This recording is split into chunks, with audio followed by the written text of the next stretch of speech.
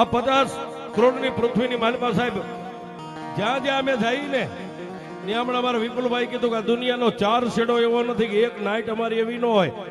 અરે કદાચ 200 ગામ વ્યા ગયા હોય પણ ન્યાય મારી મંગલબર વાળી મેલડીનું નામ આવે સાહેબ.